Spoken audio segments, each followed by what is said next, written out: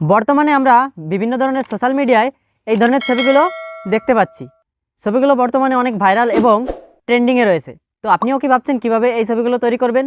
হ্যাঁ, আজকের ভিডিওর মাধ্যমে আমি আপনাদেরকে শেখাবো কিভাবে আপনারা এই ছবিগুলো তৈরি করবেন। চলুন আর কথা না বাড়িয়ে লেটস বিগিন দি ভিডিও।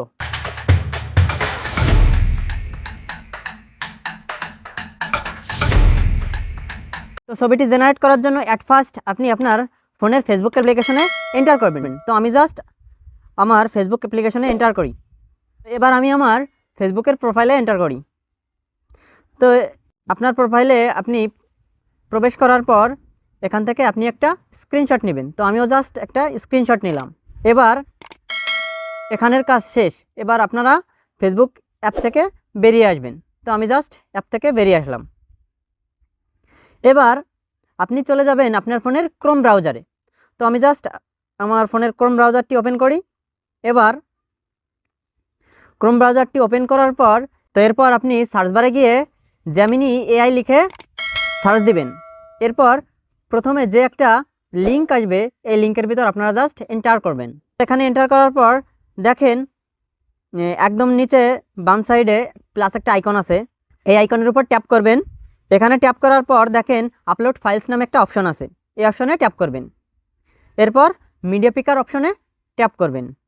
এরপর আপনার যে স্ক্রিনশট দেওয়া যে ফটোটি সেটি সিলেক্ট করবেন। তো আমি এখান থেকে আমার সেই ছবিটি সিলেক্ট করলাম। এরপর ডান অপশনে ট্যাপ করলাম।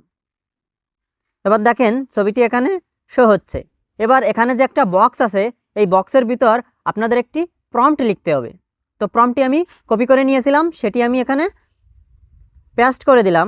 প্রম্পটটি আপনারা আমার ডেসক্রিপশনে এবং কমেন্ট বক্সে পেয়ে যাবেন। তো প্রম্পটটি এখানে পেস্ট করার পর আমি এটি জাস্ট সেন্ড করে দিই। এবার এখানে কিছুটা লোডিং হতে পারে, আপনারা অপেক্ষা করবেন। দেখেন লোডিং হচ্ছে। দেখেন কত সুন্দর ছবিটি জেনারেট হয়ে গেল। এবার ছবির উপর ট্যাপ করি। এবার নিচে দেখেন ডাউনলোডের একটা আইকন আছে। এখানে ট্যাপ করে ফটোটি ডাউনলোড করে নেবেন। দেখেন ডাউনলোড হচ্ছে। দেখেন এবার আমার ডাউনলোড কমপ্লিট। এবার আমি ছবিটি ওপেন করি। দেখেন কত সুন্দর আমার এই ছবিটি জেনারেট হয়ে গেল।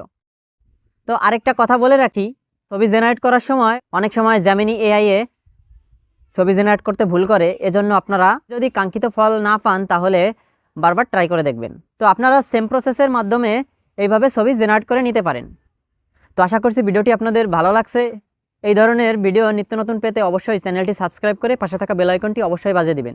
এবং ভিডিওটি যদি ফেসবুক পেজ থেকে দেখে থাকেন তাহলে অবশ্যই লাইক, কমেন্ট, ফলো ও শেয়ার দিয়ে অবশ্যই পাশে থাকবেন। তো আজকের ভিডিও এই পর্যন্তই। সবাই সুস্থ থাকবেন, ভালো থাকবেন। সবাইকে ধন্যবাদ।